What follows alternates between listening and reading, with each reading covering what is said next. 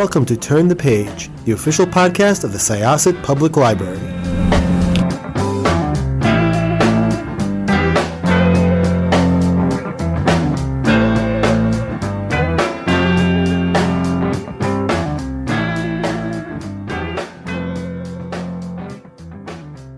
Hello, everyone. Welcome back to Turn the Page. I'm your host today, Jen, and today I am joined by an activist, rap artist, and author of an absolutely stunningly beautiful book. And I am so excited and honored to be here to discuss it. So let's welcome our guest. Hello. Could I ask you to introduce yourself and your book, please? Thanks so much for having me. My name is Sonita Alizada, and I'm from Afghanistan. You have written an absolutely beautiful book, and your life story and all of the things that you've accomplished are so interesting. Could you tell us a little bit about maybe when you decided to turn your experiences into a book? Was there something in particular that made you start to think about writing? I started to share my story since I got to the US in 2015, just because I realized that it was hard for them to understand that child marriage is real and it's taking away millions of dreams every year. So I wanted to use my story, revisit all the pain that I went through just to give child marriage a face. When I was in the US, I realized that child marriage was happening even in the US, something that was really shocking to me. So I decided that I should share my story.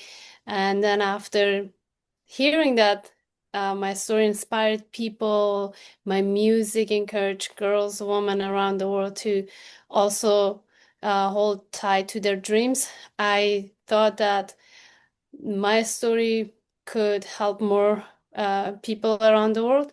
And also because I wanted to use it as a therapy session for myself. So I just wrote the book. I'm happy because this is not just my story, it's the story of million other girls, especially in Afghanistan. So I want people to read it and not only to see what I went through, but also to realize that in every hard situation, I found hope and a reason to continue. That's one of the things I loved about the book, actually, is that you do a really beautiful job of balancing the reality of your situation and some of the more tragic and painful elements, the fear of living in a war zone and you balance that with the everyday joys of life. Very early on, there is a story or a scene where the very next morning after a bad night, your grandmother is preparing for Eid. And I'm wondering, is that part of, you think, how you survive? Was that ability to find the beautiful in the everyday? I guess when you live in that situation and you don't know more, you don't know much about peace and happiness, you kind of get used to it. And for me, when I woke up the next day, seeing my mom doing her daily routine, it was like, I don't know if we were numb to it or we had no choice but to live the next day as if nothing happened to us. But it was a very powerful survival tool for us not to just think about bad thing that happened or could happen to us. Absolutely. You have talked a little bit here about your music career Mm-hmm. and how that has helped you to spread your message as well as, process your own feelings and experiences. Do you think that your experience as a rapper influenced the way that you approached writing a book? Because sometimes the language is very musical to me. Yeah, yeah, definitely. Because I used to write poetry and then rap. So, and also the book has a QR code at the end, which you can scan, listen to music pieces dedicated to different chapters. So it can be, the music definitely influence the way I write. And also when I focus on writing stories for my rap songs, usually it comes like poetic and then writing, shaping it into rap. telling the story. And the same thing with writing the book. Usually, I would think of it, how could I tell the story with music if I didn't want to write it? So yeah. Mm. In the process of writing it, you said it was sort of like a therapy session for yourself too, among Mhm. the other things. Did you come to any big realizations or did you come to view anything differently than you did before? There were different parts. Like as a whole, when I look at this book, when I think about all these memories in this book, it just, it's surprising to me, shocking that where I was and where I am today, especially with having zero resources or permission or support to use my voice to speak for myself, and now being kind of a voice for myself and for many more. So that's a beautiful realization for me that I want to keep alive in my mind because it encourages me, inspires me more to continue my work. Yeah, that's lovely. I think that that journey sounds very healing and very rewarding and Yeah.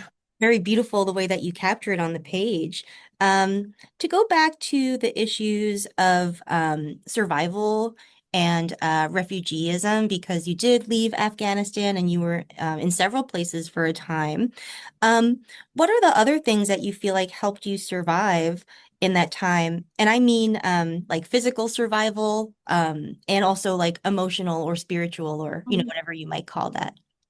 For me, I don't know how to put this into sentence because it might sound wrong, but I kind of feel lucky that I went through all of that, and they basically shaped who I am, all the hardship. And I was very lucky to have the friends around me who were going through the same situation, but whenever we came together, we find a reason to be happy, to smile, to think about our future tomorrow. So all the difficulties, especially being a refugee in Iran and dealing with racism, and being undocumented, doing music, that was very risky, but I learned a lot. I learned that commitment is very important, and just believing in yourself and your dreams could lead you. It could be very risky for you, but it's worth fighting for what you wish to achieve in the future. Mm, absolutely. And I think that to me speaks to being visible and having a voice can also be part of your healing process. And that it can feel dangerous, but it can also heal Yeah. you, is that very interesting sort of divide there. Mhm. In terms of your advocacy and how that plays into your music, what do you feel like music says that regular mere words can't? Does the music angle add something to the message? Definitely. When I share stories through music, I feel more, if it's the song it's about something that makes me angry, I feel more angry. If it's something positive, I feel more positive. So I can be more direct with music. Plus, I can reach more people with music being such a international language. And also through music videos, you can tell the story that people might never imagine could happen in the world. So yeah, That's true. Yeah, that music video sounds like it um was such an achievement to make and to get out there and also changed so many things for you because it was just so big and it led to so many later developments. right, right. Mhm. Were you surprised by the reaction to it or all of the things that followed it? I was, because I wrote it just for myself mostly, and then for three fans I had at the school. And then the next day it was on TVs, and many people reached out for interviews. So I was not expecting that, but it saved my life. So now you have recently completed a degree at Bard College, was it, in 20? That's right. And Right. you're going to be a Rhodes Scholar soon. I'm curious about what you will be researching and how that plays into your mission. So my plan is to do my studies at Oxford in refugee and forced migration because I come from the heart of this issue, and I would like to help in any ways I can. And second master's I will receive is going to be in public policy, more work with administration, and I'm doing that because my ultimate goal with all my education and what I'm doing with music is to one day return to Afghanistan to give back in any way possible for me, and having the uh, political knowledge and that could be very beneficial for Afghanistan. So I'm hoping that all these studies plus having the, you know, very supportive community at Oxford, it could open more doors for me in terms of doing my advocacy work, music, and what I wish to do for women, girls in Afghanistan. That's wonderful.